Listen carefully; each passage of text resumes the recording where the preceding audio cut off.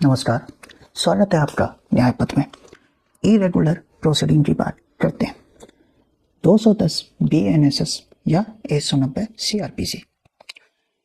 यहाँ बात हो रही है मजिस्ट्रेट के कॉग्निजेंस लेने की। इसमें यदि इरेगुलर प्रोसीडिंग हो जाए तो सेक्शन 506 क्लॉज E ये बात करता है कि जब मजिस्ट्रेट कॉग्निजेंस लेता है 210 क्लॉज A या B, मतलब कंप्लेंट या पुलिस रिपोर्ट पे, और वो कॉग्निजेंस लेने के लिए इंपावर ही ना हो, तो ये विसिएट नहीं होगी, पर से वाइड नहीं होगी। कहने का निचोड़ इतना ही है कि गलती तो हुई पर गुड फेथ में, पर फेलियर ऑफ जस्टिस हो तो विसिएट हो जाएगी। अब आते हैं सेक्शन 507 क्लॉज K पर। यदि मजिस्ट्रेट 210 क्लॉज C में कॉग्निजेंस ले, मतलब सुओ मोटो, और वो एम्पावर्ड ना हो लेने के लिए, तो क्या, तो पर से वाइड हो जाएगी, विसिएट हो जाएगी, कार्रवाई दूषित हो जाएगी।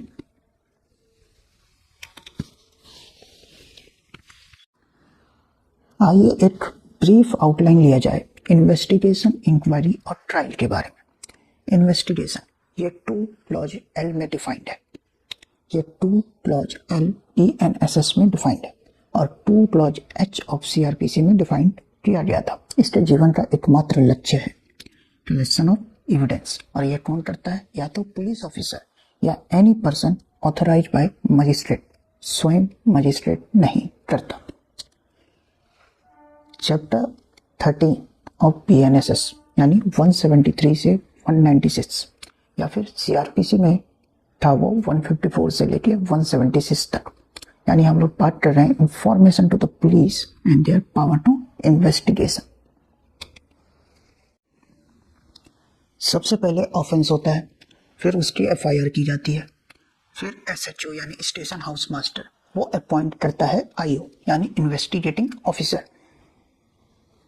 उसके बाद वो IO जाता है स्पॉट पे जहाँ पे वो दुर्घटना हुई, ऑफेंस हुआ है।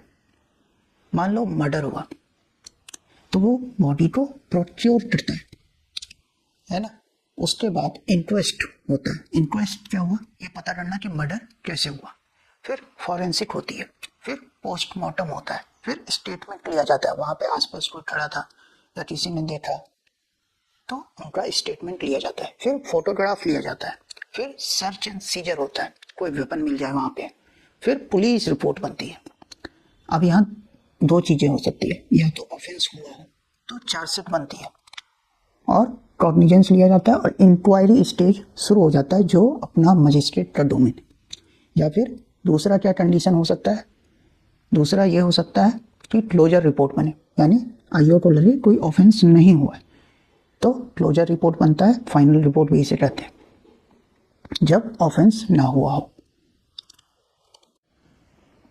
कभी कभी पुलिस रिपोर्ट सबमिट करने के बाद भी पुलिस ऑफिसर या फिर इन्वेस्टिगेटिंग ऑफिसर अपना इन्वेस्टिगेशन जारी रख सकते हैं, और इसे हम कहते हैं फर्दर इन्वेस्टिगेशन। इन्वेस्टिगेशन के बाद दूसरा स्टेप है इंक्वायरी। इंक्वायरी मजिस्ट्रेट का डोमेन है। इंक्वायरी में जुडिशियल मजिस्ट्रेट एक्यूज्ड को बुलाता है, वो अपीयर होता है। जुडिशियल मजिस्ट्रेट उसे बताता है कि भाई तुम्हारे ऊपर ये एलिगेशन लगे हुए हैं, उसे डॉक्यूमेंट हैंड ओवर करता है। फिर एक डेट तय होती है जहाँ पे हियरिंग होगी, चार्ज फ्रेमिंग पे। फिर उस डेट पे हियरिंग ऑफ चार्ज फ्रेमिंग होता है। हियरिंग में दोनों पार्टी होती है, पार्टी A पार्टी B, ठीक है। मान लो A वर्सेस स्टेट, ऐसा केस बनता है बाद में, क्योंकि विक्टिम को स्टेट रिप्रेजेंट करता है क्रिमिनल लॉ में। फिर चार्ज फ्रेम के बाद 2 चीजें हो सकती है, या तो वो डिस्चार्ज हो जाएगा यदि पता चले कि भाई कोई चार्ज बनता ही नहीं उस पर, या फिर चार्ज फ्रेम हो जाएगा। तो चार्ज फॉर्म होने के बाद इंक्वायरी खत्म, उसके बाद ट्रायल शुरू, वो भी मजिस्ट्रेट का डोमेन है। इसके बाद इंक्वायरी के बाद होता है ट्रायल। यहाँ जो चार्ज फ्रेमिंग हुई है उसकी रीडिंग होती है। एक्यूज को पढ़ के सुनाया जाता है कि उनके ऊपर क्या क्या चार्जेज हैं। उसके बाद प्ली ऑफ गिल्ट होता है।